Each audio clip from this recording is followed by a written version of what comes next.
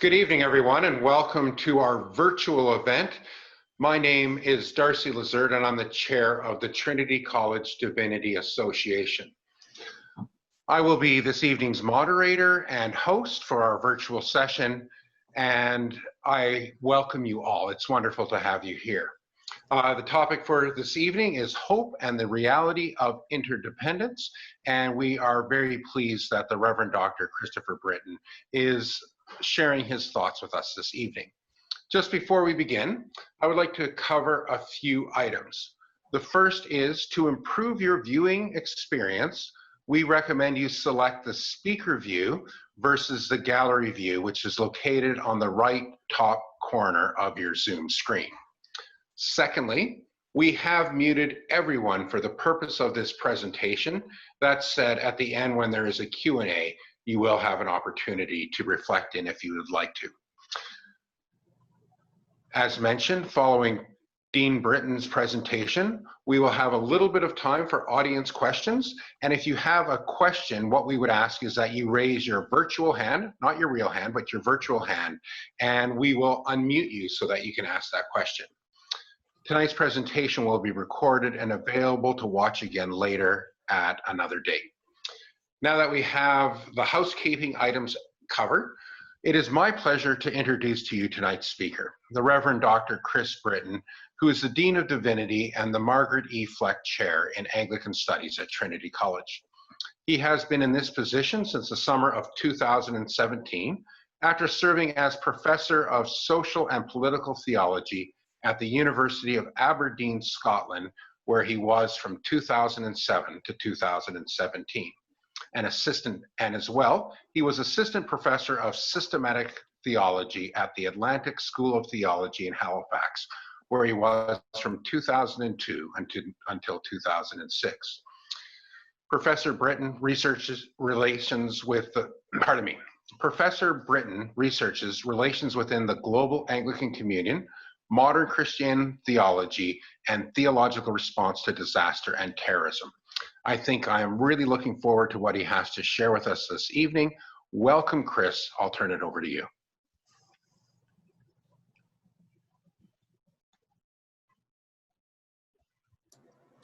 Thank you, Darcy. I appreciate that. Even though you can see that when you stumble over the word professor, I won't take that seriously, or any question of doubting my my intellectual capacity. But everyone can judge that this evening. I'm delighted to be speaking with you tonight, and so thank you very much for joining us here at Trinity College for this reflection. This evening, as many Christian churches prepare to enter the season of Advent, a time of eager anticipation for what is to come, for the arrival of God in our midst, and in the wake of the COVID-19 pandemic, it seemed appropriate that the focus of this discussion be on hope. For many in our society, and perhaps for many of us, are struggling to trust that the future, our future, is something we can have confidence in. A case in point is a recent book by Thomas Homer Dixon, professor in the Faculty of Environment at the University of Waterloo, entitled Commanding Hope. He writes, "Many of us have come to regard hope with disdain, a state of mind that's naive and irresolute at best, delusional at worst. In many ways, this description of our cultural environment rings true. Even before the COVID-19 pandemic, over the last few years, some friends and family have confessed to me that they feel a deep fear of the future growing inside them.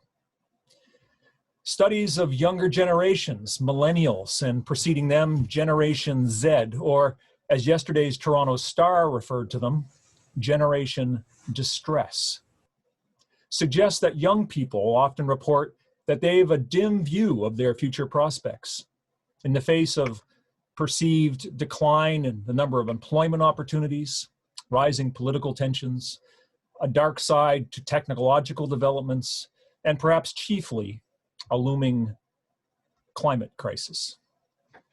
In the face of this trend, Homer-Dixon attempts to evoke a sense of hope by seeking to offer an evidence-based case for it, although he acknowledges that it's difficult to achieve and admits that the positive metrics he's able to point to are easily overwhelmed by the negative trends around us.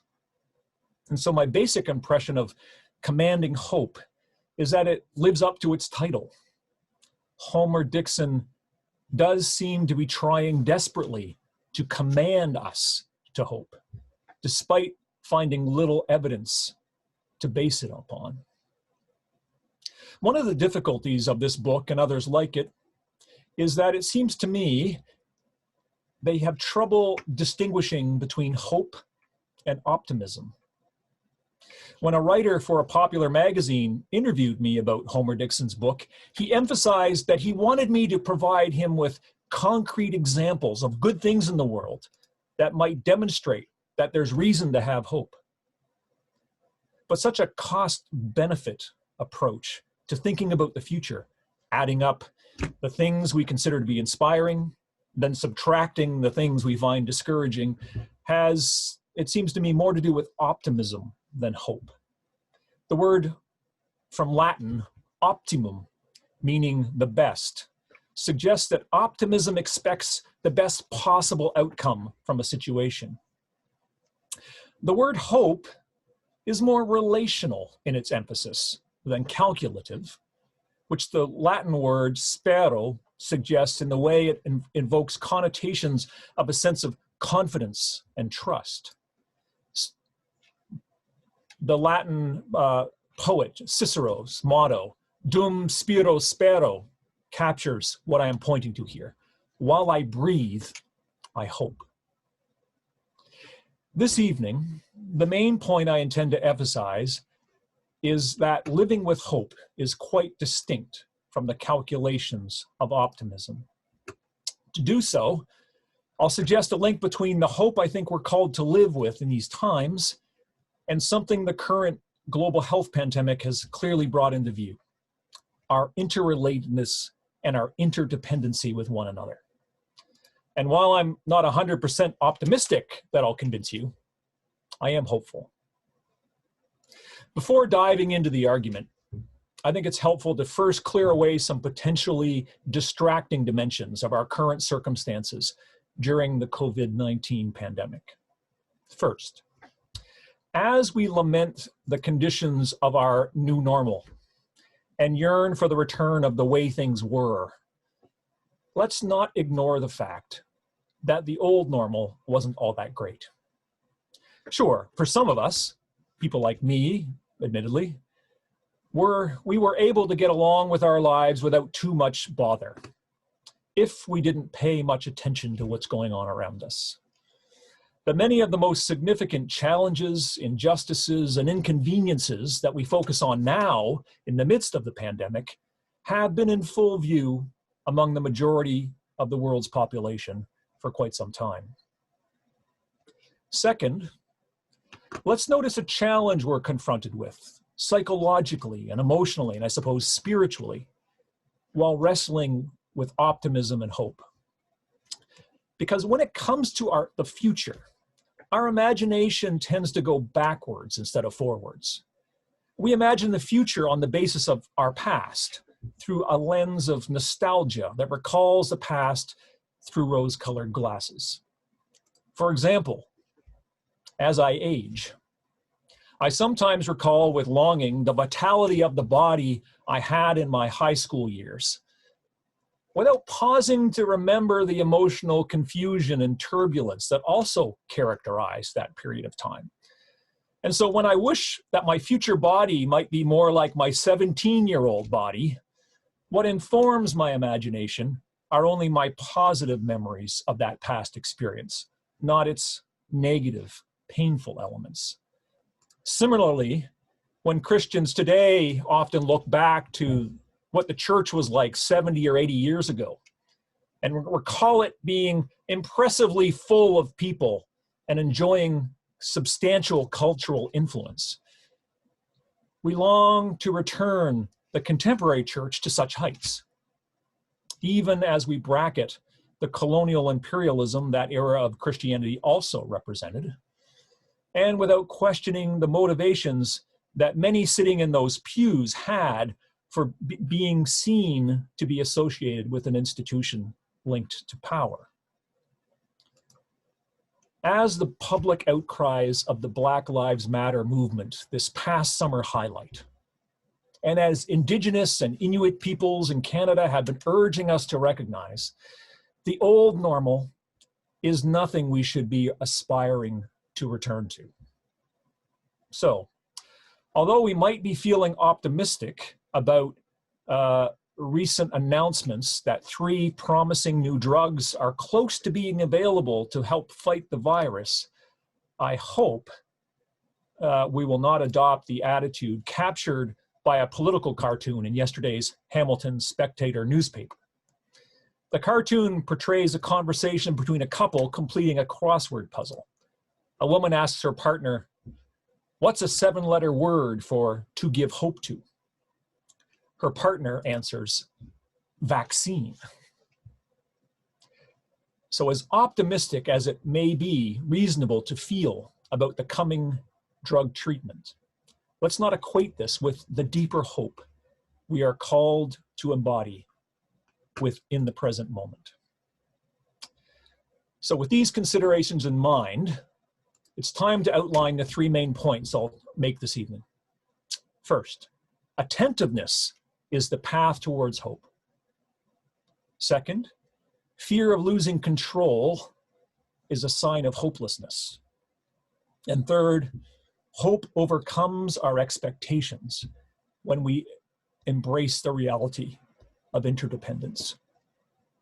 Okay, so now that you've been warned, let's turn to the task at hand. Attentiveness is the path towards hope.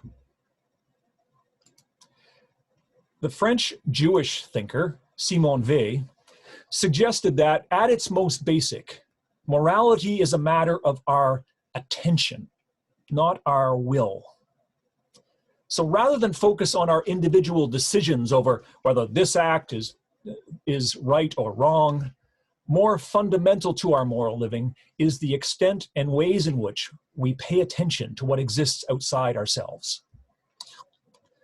Weil's idea encouraged the English philosopher Iris Murdoch to argue that our way of seeing is one of the most fundamental acts of being a moral agent.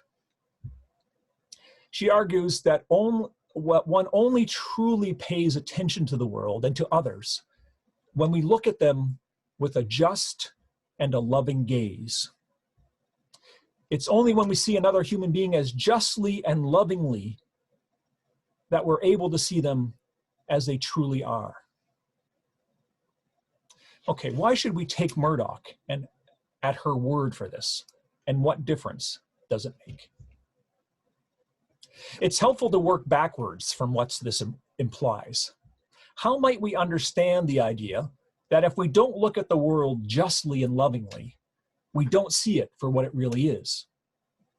To explain, allow me to draw on a distinction between sympathy and empathy that is described by the sociologist Richard Sennett.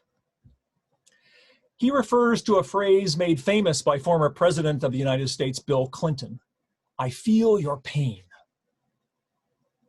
This statement, Sennett observes, is an expression of identification with someone else. Essentially, it says, I can see myself in you. And because I do so, you're interesting to me.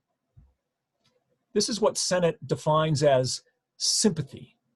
It makes a leap from seeing someone as different to likeness. It says, you are like me. Empathy, Sennett argues, is a very different form of engagement. An empathetic reaction doesn't presume to know what another person is feeling, but it's quite interested to find out. Empathy is curious. It engages. but not based on the presumption that you are the same as me. So whereas sympathy can become a way of gazing at people that only turns them into a mirror for looking at oneself, it embraces other human beings, but its embrace can be something that smothers. Empathy allows for a relationship that's better described as an encounter rather than an embrace. It allows for the other person to be truly different than oneself. And Sennett summarizes this as follows. Sympathy overcomes difference through imaginative acts of identification. Empathy attends to another person on her or his own terms. For this reason, empathy is a more demanding enterprise, because when looking at another person, it requires that we see past our own agendas and priorities and finally notice the distinctive differences of the person in front of us. I hope you've begun to see the link I'm alluding to between what they and Murdoch call attention and what Sennett describes as empathy. Both are linking this way of engaging with the world outside ourselves to the moral life. This anticipates my argument to come, for I suggest to you that it is from such attentiveness that hope begins to emerge within us. But before I get ahead of myself, however, let's turn to one further example of what I mean by attention.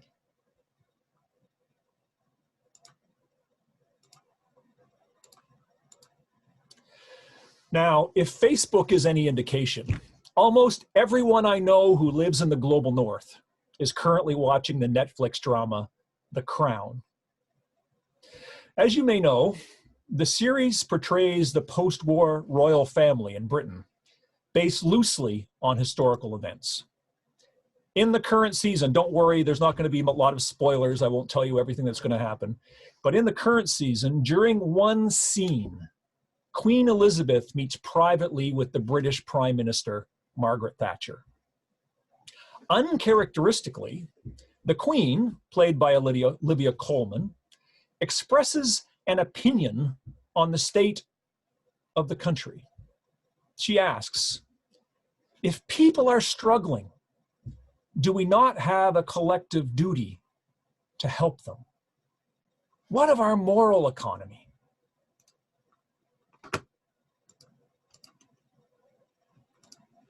Mrs. Thatcher, played by Gillian Anderson, replies, if we are to turn this country around, we must really abandon outdated, misguided notions of collective duty.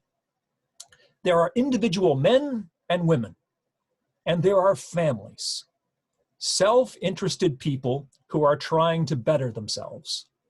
My father didn't have the state to rely on should his business fail. It was the risk of ruin and his duty to his family that drove him to succeed. Now, whatever you make of the real Margaret Thatcher and her politics, notice how this fictional portrayal sees her country and the people living in it through the lens of her own personal experience and that of her family. Everyone, she thinks, should be and can be like her impression of her father. This is Sennett's Sympathy. Since he succeeded without state support, then no one needs state support. Her moral vision, in other words, is limited by what she can see. Her gaze is fixed on a nostalgic view of her father's life. She has no empathy. Therefore, she lacks what Murdoch calls attention. Okay, now that I've emphasized the moral importance of attention and empathy, I'll now continue to lead you towards the suggestion that one cannot have hope if one cannot pay attention. To explain why, I'll move on to my second point. Fear of losing control is a sign of hopelessness.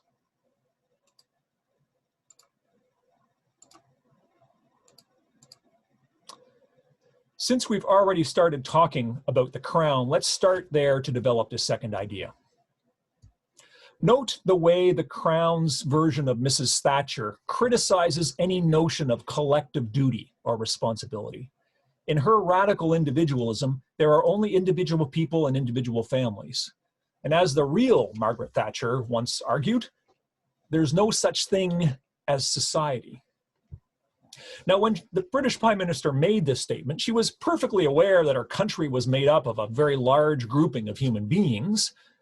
Her point, however, as the scene from the Crown illustrates, was that this large assembly of people has no moral significance. There is no society in the sense of a collective identity having a shared role and a shared responsibility in the world. There is no large collective project. There's only a large assembly of individuals. There are many parts, but no whole. Or, to mangle the imagery employed by St. Paul in the first letter to the Corinthians, there are many parts, but no body. This perspective brings to mind a discussion by the Greek philosopher Aristotle, who describes the human being who exhibits what he calls greatness of soul. This is a magnanimous individual who is regarded as the paradigm of virtue, highly regarded by everyone. And what is noteworthy here is that the key element of virtue celebrated in this vision is a reluctance to receive a gift. The great-souled person, according to Aristotle, is happy to give gifts to others, but finds the dependency implied by receiving a gift distasteful.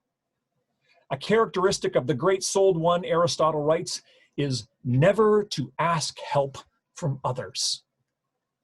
This is because such a person is driven by pride and self-worth, and so is ashamed to receive the offer of a gift. We encounter a similar vision of virtue in Gillian Anderson's version of Mrs. Thatcher. She celebrates her father's independence and self-reliance and regards any sign of dependency as shameful and morally repugnant. In this regard, the Crown's Margaret Thatcher is only modeling back to us one of the primary ways the culture of the global North shapes moral, economic, and political life. We are a profoundly individualistic society. Now, to be sure, we have our friends, we have our families, and we value them, just as Margaret Thatcher did. But any serious talk of having a collective duty to our fellow inhabitants of the planet, let alone the planet itself, makes many of us deeply uncomfortable. Consider these prominent political slogans of our age. Take back control. America first. What are these but protests against any hint of dependency or interdependence? These are the rallying cries of Aristotle's person with greatness of soul. They are the rallying cry of radical individualism. I can make it on my own, despite everything. Now, what does this have to do with hope and our present envelopment by a global pandemic, a climate crisis, and a polarized political atmosphere? I'll try to turn directly to that now.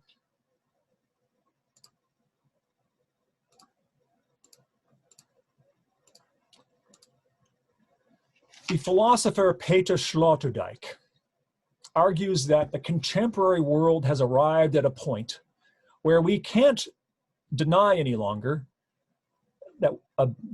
or be aware that our existence is located within an all-encompassing context that enfolds and shapes our lives.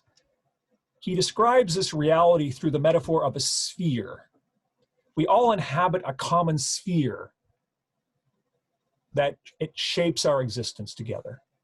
For example, we all live in the global sphere of the Earth, whose climate patterns we are all noticing to be changing and impacting on our lives, albeit in only rather minor ways thus far in this part of the globe. We are also all caught up in the sphere of capitalism with its ebb and flow of markets, job opportunities, declining and emerging industries.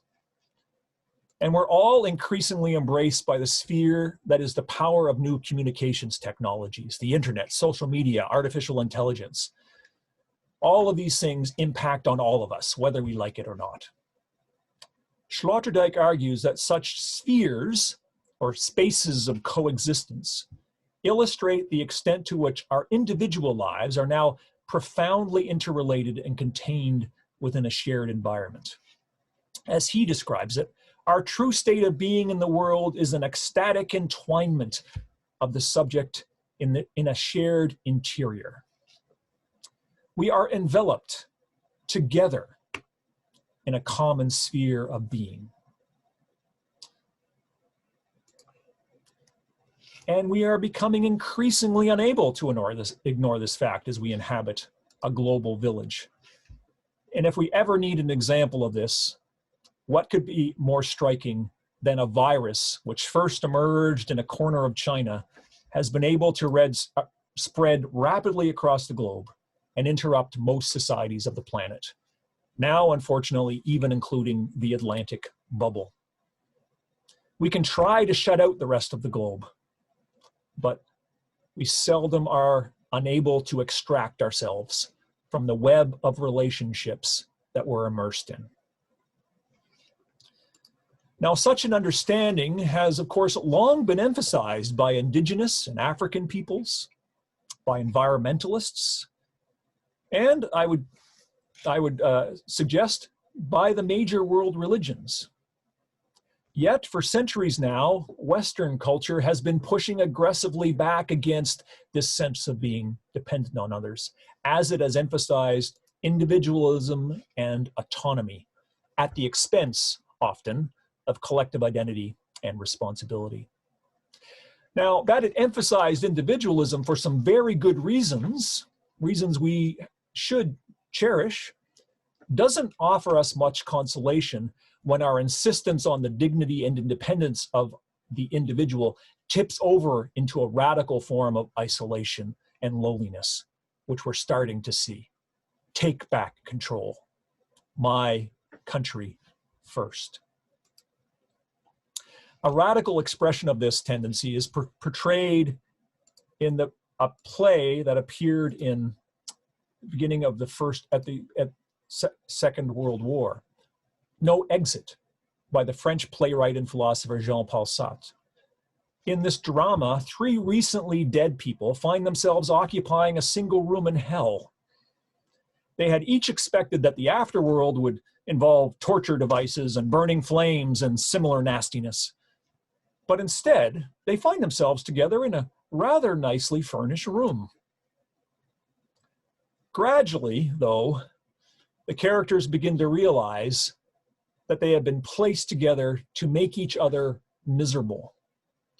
And then one of them comes to the conclusion, hell is other people.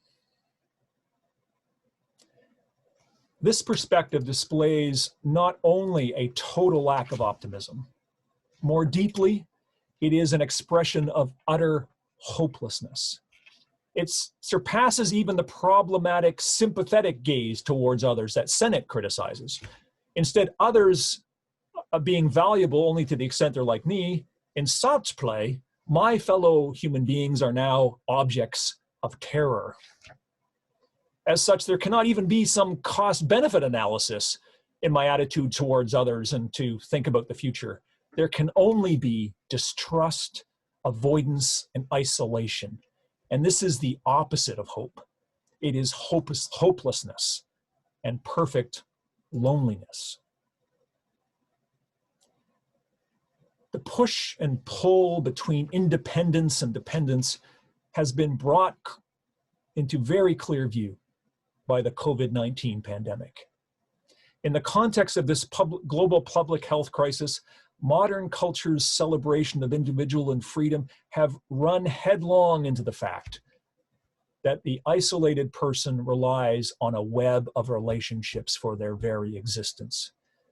We see this in the appreciation expressed towards healthcare workers at the outset of the pandemic lockdown, but also increasingly for people like employees of grocery stores. All of this has highlighted a newfound sense of dependency on others that many are beginning to recognize and appreciate, some for the first time. It is at this point that we arrive at the place where hope and hopelessness meet at a critical juncture in the context of our world's present challenges. For much depends on how we will collectively respond to our growing awareness that we inhabit this fragile sphere together, to the recognition that we're deeply interconnected and thus profoundly dependent on one another. In Murdoch's terms, what will our moral vision see as we gaze upon the web of relationships that our well-being and our existence depend on? Now, I know this is no easy challenge.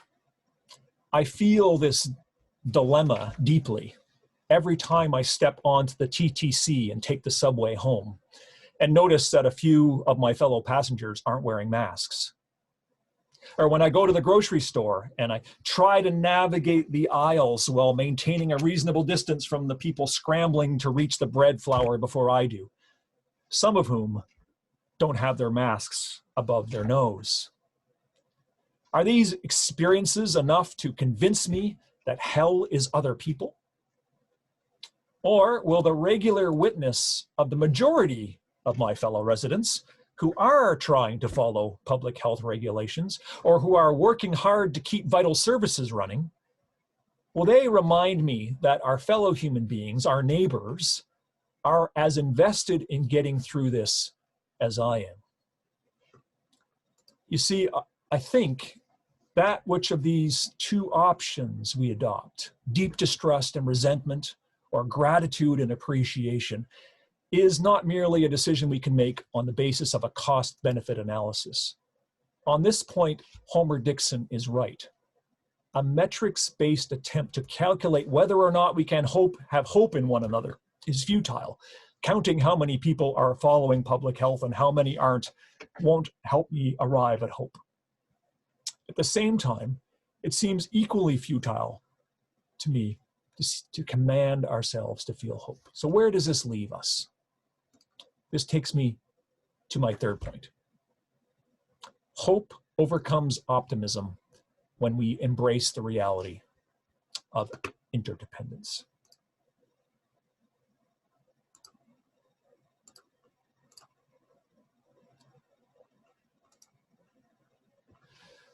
I recently, quite by accident, encountered an online discussion over how to interpret a scene in J.R.R. Tolkien's The Lord of the Rings. Now, it's been a long time since I read The Lord of the Rings, and I never saw the movies.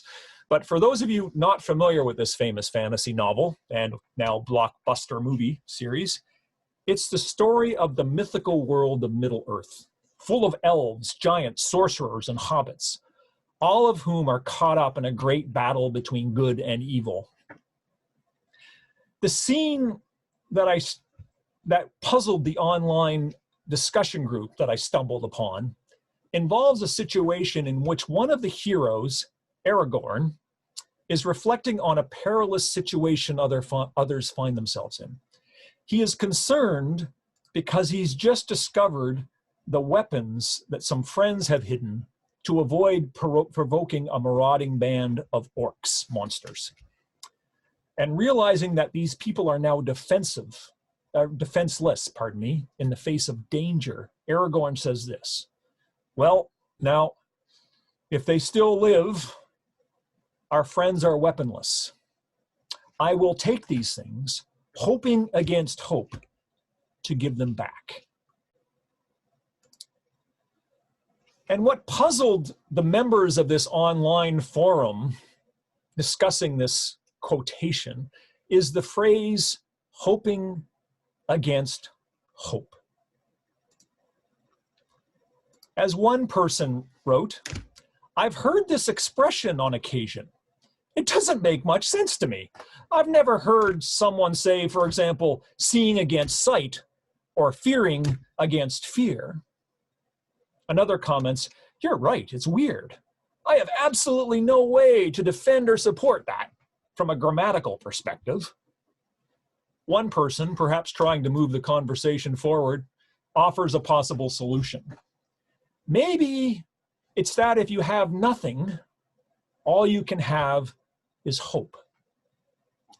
Like Homer Dixon, perhaps, he implies that sometimes all we can do is try to command hope to exist.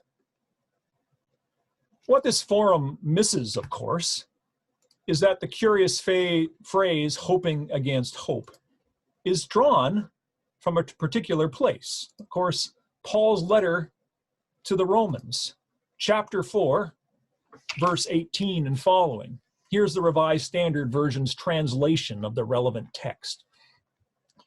Hoping against hope, he, Abraham, believed that he would become the father of many nations, according to what was said, "So numerous shall your descendants be." He did not weaken in faith when he considered his own body, which was already as good as dead, for he was about 100 years old. Or when he considered the barrenness of Sarah's womb. No distrust made him waver concerning the promise of God, but he grew strong in his faith as he gave glory to God, being fully convinced that God was able to do what God had promised. In the context of this recollection of the lives of Abraham and Sarah, it's clear that what Paul is trying to say in this puzzling phrase, hoping against hope, is anything but the notion that if you have nothing, all you can have is hope. Here's the Greek original, hospa alipa ep lipidi epitusin. Abraham and Sarah aren't just throwing up their hands during a bad situation and convince themselves to adopt a positive outlook despite it all. Neither are they simply commanding themselves to believe that they can have a child even though they're beyond childbearing years. Their experience of hope is not something they decide to initiate. It's in response to something more specific, more tangible. It's the result of an encounter, not the product of an idea. They have received a promise, an invitation, which they experience as an emerging, unanticipated hope. They encounter something that sparks the realization that something unexpected just might be possible.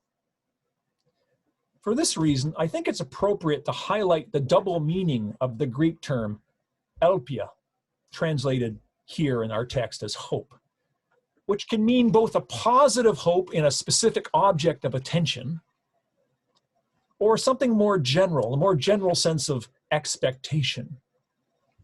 I suggest, therefore, that a helpful way to read Paul's puzzling phrase is to render it hoping against expectation. This encourages us, I think, to understand that the hope that is being celebrated here is distinct from an optimism that forecasts the future based on our desires or on some cost-benefit analysis of our current present condition. This helps us grasp the fact that Sarah and Abraham didn't simply decide against all expectations that they could have a child. Something specific initiated and captured their imagination that caused them to trust that a development they didn't expect was actually possible. This experience essentially created in them a hope for something they had never even before anticipated. Okay, I hope that helps us grasp Paul's phrase, hoping against expectation, or perhaps hoping against optimism. But what does it have to do with us? In a study of human reaction to disasters, the sociologist Robert Wuthnow concludes that sense-making in times of crisis involves coming to terms with transcendence.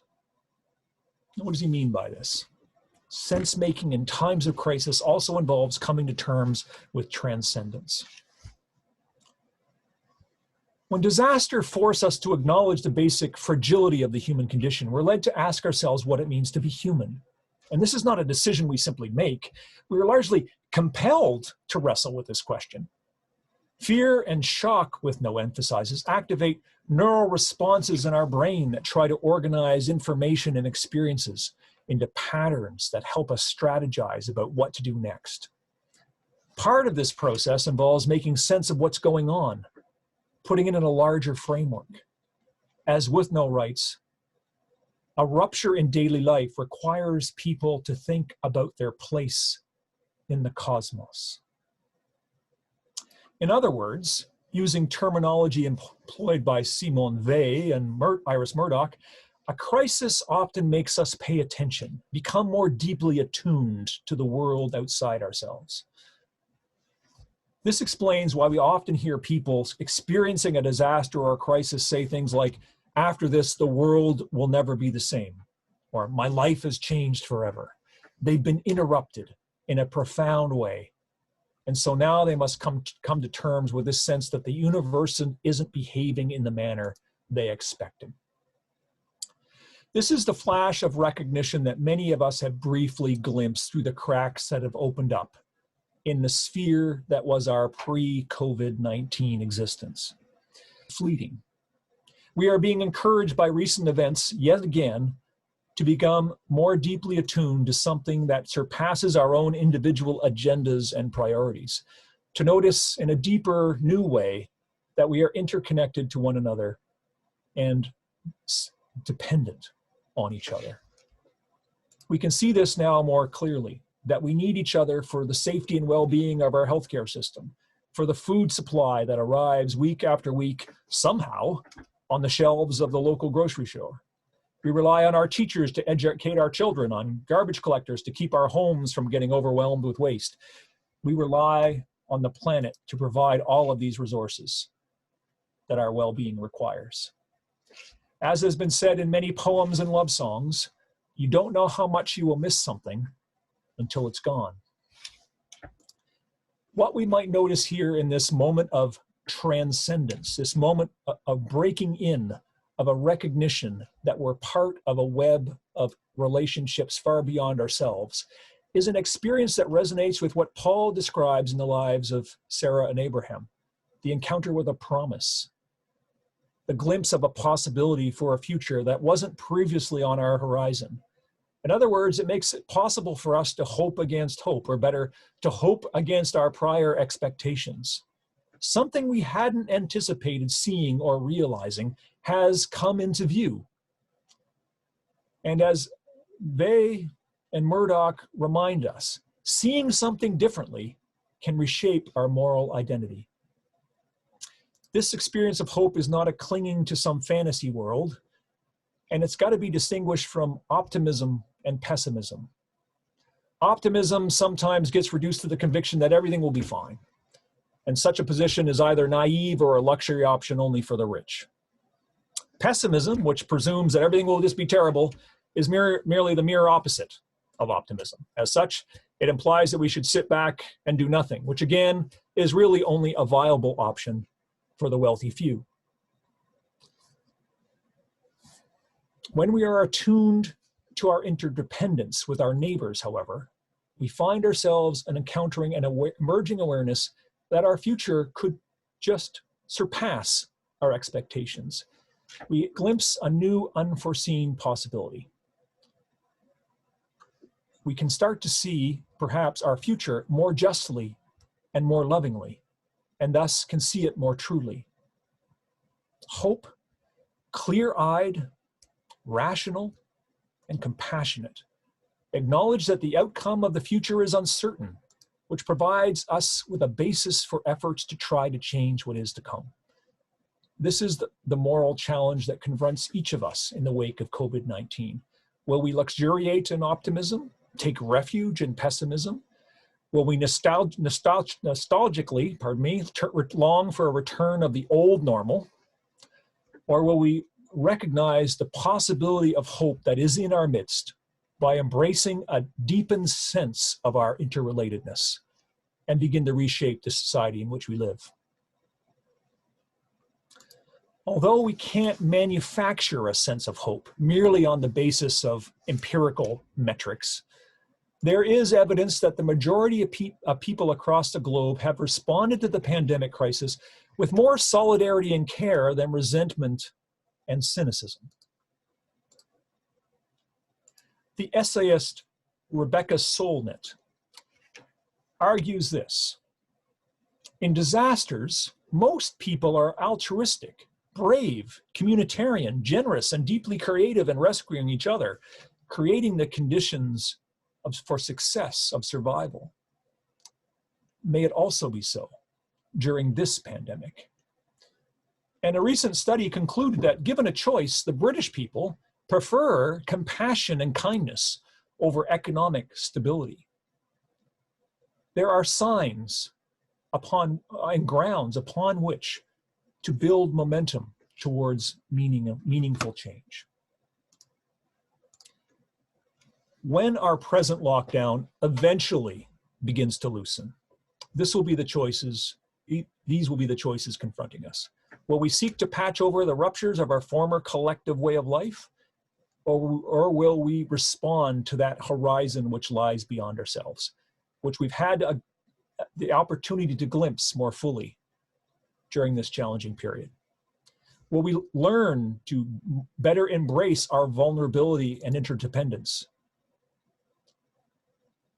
Whether one calls this new horizon that has come into view during this pandemic a glimpse of God, or perhaps instead a renewed orientation towards an ecological humanism, let's collectively seek after it in the name of not only ourselves and our families, but also out of a recognition of how deeply interconnected we are with our neighbors.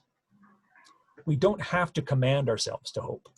For all of us who are attuned to what is going on around us, we are constantly receiving gentle invitations to be led to hope against our prior expectations. I hope and I pray we will all welcome and embrace these opportunities. Thank you, everyone, for your attention. And on behalf of all of us, thank you, Professor Brittain, for those words. I think we can all relate to wondering what is next and struggling with this new reality of our pandemic lives. And I think you're right. We often slip into either pessimism or optimism, but to look at it from that perspective of hope, I think is profoundly moving. And I know I appreciate it, and I know many people here in this virtual room do as well. So thank you so much. We do have a few minutes left, so if anybody would like to ask a question, please raise your virtual hand or put it in the chat below, and we will unmute you if it's a virtual hand.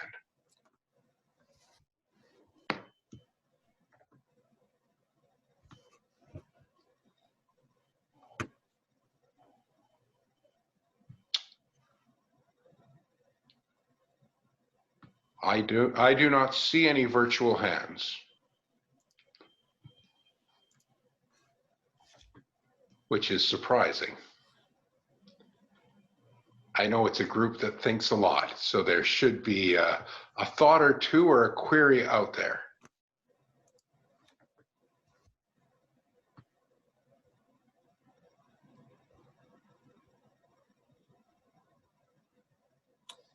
Is that a raised hand from Bishop Brown? Oh, you're muted, Terry. I'm trying to unmute him, and there we are.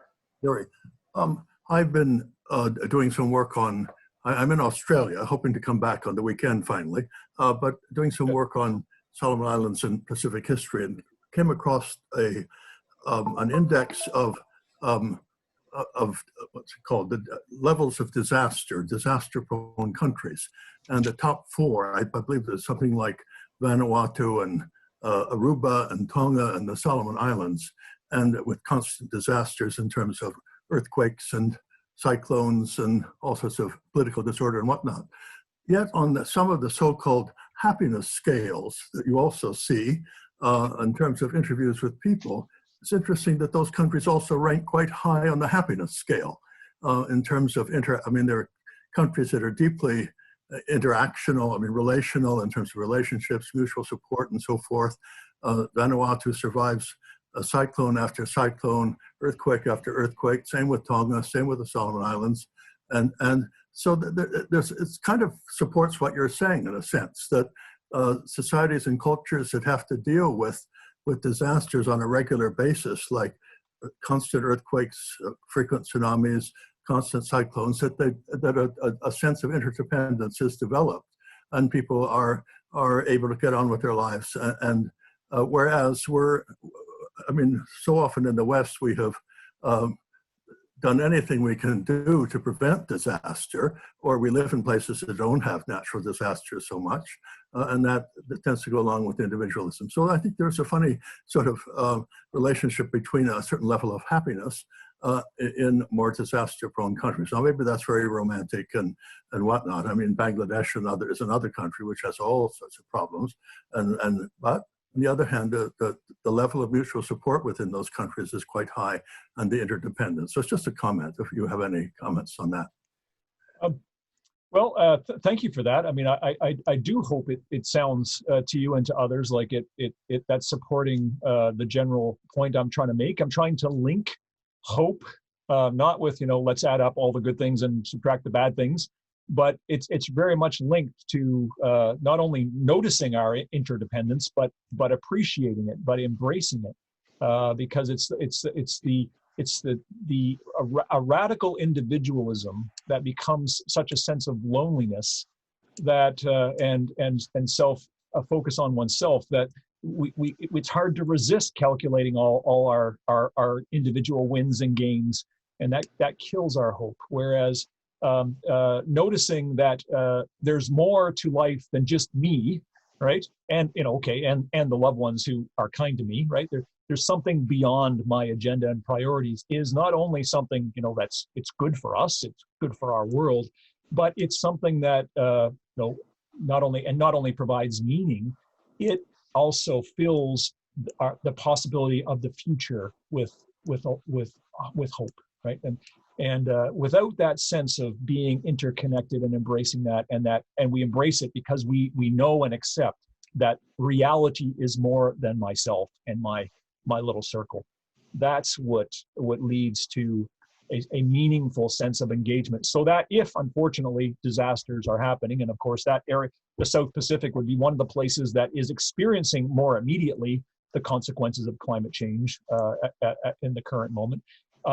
Despite those tragedies, despite those challenges, they're still able to live with hope and with happiness, as you say, because they recognize that life is not just about me having a good day or and avoiding bad days. Me is about us and our collective well-being and living in response to that awareness. Right? And of course, I think this is profoundly related to, of course, a religious spirituality, religious recognition. But I've been emphasizing more at a more immediate level, just also the anthropological and sociological dimensions tonight. Thank you for that line of thought, Bishop Brown. Mary B. raised her virtual hand. Thank you. I felt I just wanted to bring something very simple to this, but it's an observation. At the beginning of the pandemic, I noticed that people walked around looking rather wounded and they wouldn't meet your eye. And I am trying now to with my mask on, catch someone's eye, nod to them, and somehow let them know I see them. And the other day I just said to the cashier, I said, "How is your day going?" She just suddenly blossomed and she said, "Thank you for noticing." And she told me a bit about her day and she said, "Thank you for asking." I think we need to know that, yes, we are in this together, and because of our masks, we can't see people's expressions. We can see their eyes, but we can't see their expression. And so you have to make an extra effort to show that, yes, I acknowledge you and you acknowledge me. Yeah, thank you for that. No, I mean, okay, yes, I can see why you might call that simple, but its simplicity doesn't undermine its importance, right, and its depth, and also that doesn't make it easy to live, right? Just what I mean, you're touching on, I think, a way of interacting with someone that Sennett would call empathy, right? Or it's that attention, right? That person in the grocery store isn't just, someone who's there to service you, right? You're paying attention, they're not just there, for your benefit. You're treating them like another person who's having their own kind of day and has their own kind of concern or experience. And you're acknowledging that, and that was being appreciated, right? And if we didn't have people who were able to keep doing that job because people were just so horrible to them or just treated them like a machine, where would we be, right? And so it's a simple thing, but this is what allows human societies to sustain themselves, right? It's what allows us all to get out of bed, after a setback. A bad day, right? And I'm also arguing this is the root of not only things like hope and goodness, or love and goodness and happiness, but it's the root of hope, right? Is by this is what these kind of relationships, like that person may now have hope that not everyone in this world is going to treat her like a food dispensing machine, right? Oh yes, no, this is what human beings are like. This is how society is. All of these kind of experiences are what root our hope for the future and for one another. Thank you, Mary B, and thank you, Chris. We are at 8 o'clock, which is what we said we would meet until. I want to begin by thanking everybody for participating, and on behalf of the Office of Development and Alumni Affairs, just to let you know, we appreciate you being present here this evening. A reminder that next Sunday, or I should say this Sunday upcoming, November 29th, Advent 1 at 3 o'clock, the Reverend Andrea Budgie, our Humphreys chaplain, will preside over a virtual Advent carol service. You can register online by visiting trinity.utoronto.ca. It's always a beautiful, beautiful service, and I would just encourage you to take part in that. I know many of our students have put a lot of effort into that as well. I've seen their Facebook posts as they've been getting ready, and there's been a lot of excitement. And I know they would appreciate you, especially this year when they cannot be with you in person, taking part in that. And I think it fits in with what Dean Brittain was telling us is important these days, that sense of togetherness and that sense of connectiveness and that realization it is not just about me, mine, and ours. So on that note, thank you again, Chris. That was an inspiring presentation. And I think for all of us, it has given us something to go away and think about, especially as we enter that season of Advent. For those of us who follow some sort of liturgical calendar, it is a season of preparation for the hope that is to come into the world. And I do think you've given us a way to frame that expectation. And I hope for all of our sake that we can incorporate it into our lives and our being and into our relations with one another. So thank you again. Thank you, everyone. I'm grateful for your attention and hope something was worthwhile getting on yet another Zoom call tonight.